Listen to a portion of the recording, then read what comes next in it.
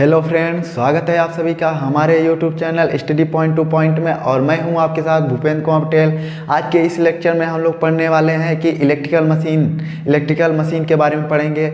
और electrical machine होती क्या है, इसका कार्य सिद्धांत है क्या है, यानी कि वह किस प्रिंसिपल पर कार्य करती है, और इसको बनाया कैसे जाता है, और इसका एप्लीकेशन क्या है, इसका उपयोग क्या है।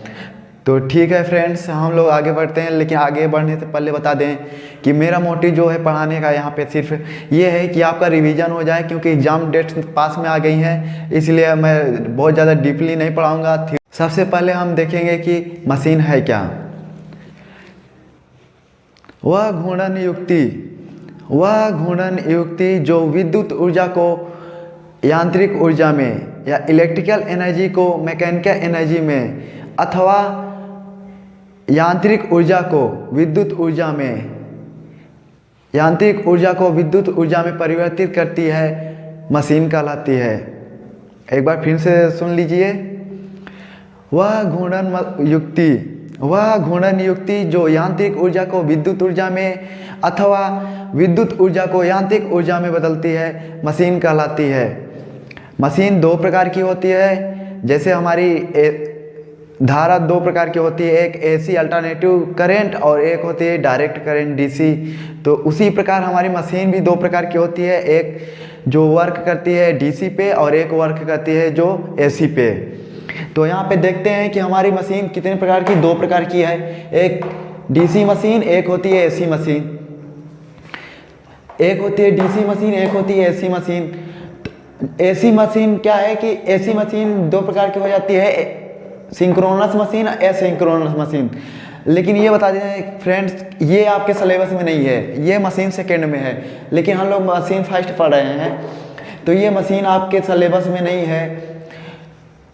ये जो है ये डीसी मशीन दो प्रकार की हो जाती है। डीसी मशीन जो दो प्रकार की हो जाती है, एक डीसी मोटर और एक डीसी जनरेटर। डीसी मोटर और डीसी जनरेटर। तो हम लोग सबसे पहले देखेंगे डीसी मोटर क्या है। डीसी मोटर क्या है? डीसी मोटर वह घूर्णन युक्ति है, वह घूर्णन मशीन है जो विद्युत ऊर्जा को यांत्रिक ऊर्जा में परिवर्तित करती है। एक बार फिर से सुन लीजिए फ्रेंड। डीसी मोटर वह युक्ति है या वह मशीन है जो विद्युत ऊर्जा को यांत्रिक ऊर्जा में परिवर्तित करती है। और जो डीसी जनरेटर है वो क्या करती है? डीसी जनरेटर यांत्रिक ऊर्जा को विद्युत ऊर्जा में परिवर्तित करती है, लेकिन ये क्या करती है? या जीप फॉर्म में भी करेगी।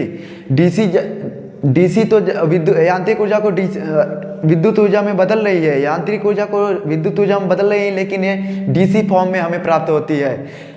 और ये दोनों फिर सेम इनका क्लासिफिकेशन है। डीसी मोटर क्या है? तीन प्रकार की हो जाती है, सीरीज मोटर, शंट मोटर और कंपाउंड मोटर। कंपाउंड मोटर फिर दो प्रकार की हो जाती है, शॉर्ट शंट कंपाउंड मोटर और लॉन्ग शंट कंपाउंड मोटर। फिर इसी प्रकार डीसी जनरेटर भी तीन प्रकार का होता है, सीरीज जनरेटर और शंट जनरेटर और कंपाउंड जनरेटर। कंपाउंड जनरेटर क्या होता है? वो भी दो प्रकार का हो जाता है, शॉर्ट शंट कंपाउंड और लॉन्ग शंट कंपाउंड। तो हमारे जो आपके सिलेबस में दोस्त फ्रेंड वो बस इतना है, डीसी मशीन ही है। फ्रेंड, हम डीसी मोटर और डीसी जनरेटर पढ़ने से पहले हम लोग जानेंगे कि मोटरिंग एक्शन क्या है और जनरेटरिंग एक्शन। मोटरिंग एक्शन हमेशा मोटर में होता है और जनरेटरिंग एक्शन हमेशा जनरेटर में होता है। तो हम लोग डीसी मोटर और डीसी जनरेटर पढ़ने से पहले यही जानेंगे कि मोटरिंग एक्शन क्या है और जनरेटरिंग एक्शन क्या है। मोटरिंग एक्शन क्या है? जब किसी धारावाही चालक को या करंट कैरिंग कंडक्टर को, जब किसी धारावाही चालक को किसी एक समान स्थित विद्युत चुंबकीय क्षेत्र में रखा जाता है तो उस पर एक बल कार्य करता है। उस पर एक बल कार्य करता है जिसके कारण वह करंट कैरिंग कंडक्टर उस चुंबकीय क्षेत्र से बाहर निकलने का कोशिश करता है या बाहर निकलने के लिए कोशिश करता है। यही एक मोटरिंग एक्शन कहलाता है। यह मोटर की मोटरिंग एक्शन कहलाता है, जिसके कारण उस पर बल आघूर्ण प्राप्त होता है, टार्क लग जाता है, जिसके कारण मोटर हमारी यांत्रिक बल उत्पन्न करती है, जिसके कारण हमारी मोटर यांत्रिक बल उत्पन्न करता है। यह मोटरिंग एक्शन कहलाता है। और जनरेटिंग एक्शन क्या होता है? जनरेटिंग एक्शन हमेशा जनरेटर में होता है।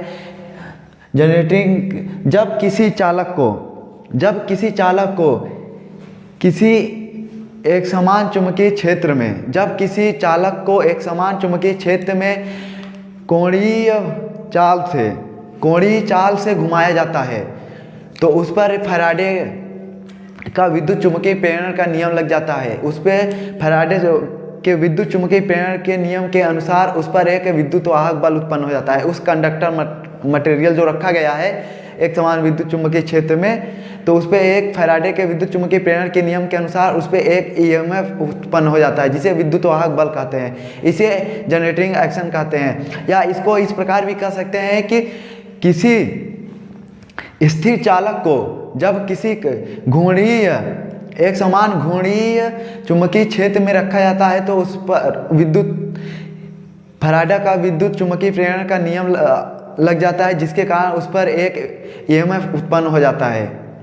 इसी को जनरेटिंग एक्शन कहते हैं। और ये दोनों टॉपिक बहुत ही महत्वपूर्ण है जो एग्जाम में, बोर्ड के एग्जाम में हर बार आता है। ज़्यादातर दोनों में से एक जरूर आता है, 80% चांस रहता है आदमी का। और जो मोटरिंग एक्शन है, ये जो बल प्राप्त होता है इसी को बलाघूर्ण कहते हैं, BIL sin थीटा, जो न्यूटन में होता है। और जो जनरेटिंग क्रिया के बाद, जनरेटिंग एक्शन के बाद जो ई लगता है उनमें विद्युत वाहक बल उत्पन्न होता है कंडक्टर मटेरियल पे, तो E बराबर BLV sin थीटा, जिसे वोल्ट में लिया जाता है क्योंकि यह विद्युत वाहक बल होता है, एक वोल्टेज ही होता है। और यहाँ पे जो होता है टार्क होता है, बलाघूर्ण होता है, जिसे न्यूटन में लिया जाता है। डीसी मोटर, डीसी जनरेटर से पहले हम लोग ये पढ़ लेते हैं कुछ नियम है जो हमारे नियम का उपयोग होगा या हमारा जनरेटर के सिद्धांत पे कार्य करता है। तो विद्युत चुम्बकीय प्रेरण के सिद्धांत करता है वो फैराडे का लॉ है। तो फैराडे ने 2 लॉ दिया था। एक पहला लॉ है उनका, प्रथम लॉ, फर्स्ट लॉ में उन्होंने कहा था कि जब किसी बंद परिपथ में चुंबकीय फ्लक्स में परिवर्तन होता है तो परिपथ में प्रेरित विद्युत वाहक बल EMF उत्पन्न होता है जिसका परिमाप चुंबकीय फ्लक्स की परिवर्तन दर के समानुपाती होता है। यानी इस नियम के अनुसार जब किसी बंद परिपथ में चुंबकीय फ्लक्स में परिवर्तन होता है तो उस परिपथ में एक विद्युत वाहक बल प्रेरित हो जाता है जिसे EMF कहते हैं।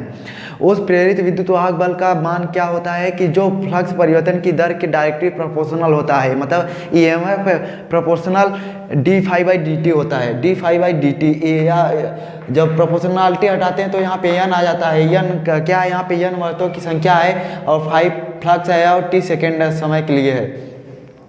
और जो इसका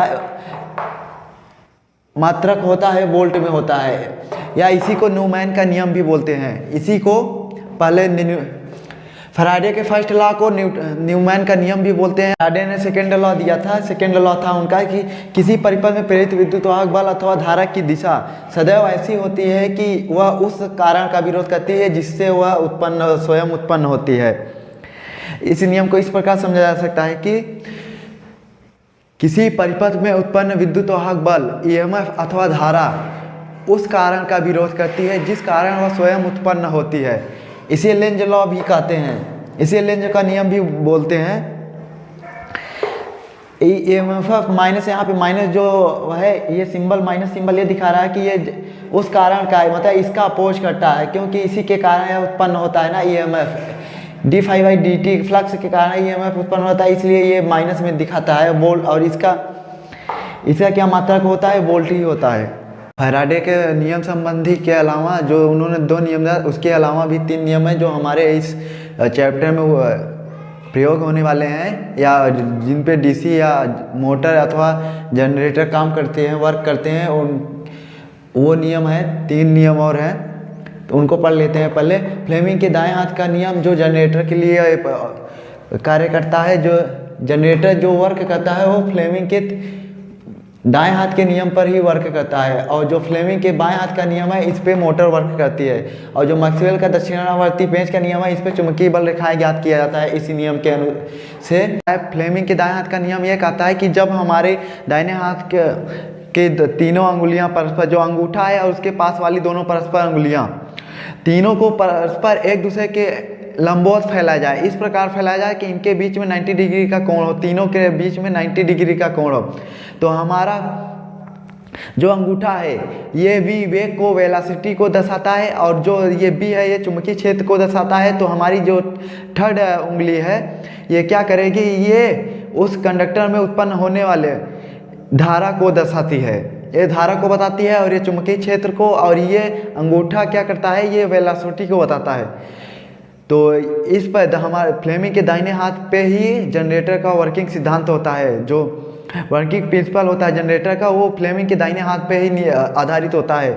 एक बार फिर से देख लीजिए कि दाहिने हाथ के नियम के अनुसार, फ्लेमिंग के दाहिने हाथ के नियम के अनुसार क्या कहता है कि हमारे अंगूठा और उसके परस्पर दोनों पास वाली अंगुलियों, अंगूठा और उसके पास वाली परस्पर दोनों अंगुलियों को इस प्रकार फैलाया जाए कि अंगूठा उस कंडक्टर के चालक वेग को दर्शाए और जो अंगूठे के पास वाली अंगुली है वो चुंबकीय क्षेत्र को दर्शाए, और तो ये जो बीच वाली मध्य अंगुली है वो क्या दर्शाएगी कि उस कंडक्टर में उत्पन्न होने वाली धारा को दर्शाती है। तो और फिर देखते हैं दूसरा नियम, फ्लेमिंग के बाएं हाथ का नियम। फ्लेमिंग के बाएं हाथ का नियम पे क्या मोटर का ऑपरेट होता है, मोटर ऑपरेट होती है। फ्लेमिंग के बाएं हाथ के नियम पर ही मोटर की वर्किंग प्रिंसिपल होती है। बाएं हाथ क्या कहता है, फ्लेमिंग का बाएं हाथ ये कहता है कि जब बाएं हाथ के अंगूठा और उसके परस्पर दोनों अंगुलियों को, बाएं हाथ का अंगूठा और उसके परस्पर दोनों अंगुलियों को एक दूसरे के इस प्रकार फैला जाएं, तीनों अंगुलियों को इस प्रकार फैलाया जाए कि एक दूसरे के लंबवत हो, 90 डिग्री का कोण हो।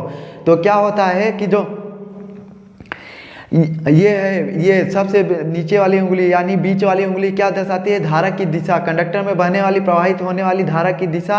और ये भी जो अंगूठे के पास वाली उंगलियां हैं ये चुंबकीय क्षेत्र को दिशा को दर्शाते हैं, तो ये कंडक्टर पर लगने वाले फोर्स को दर्शाएगा।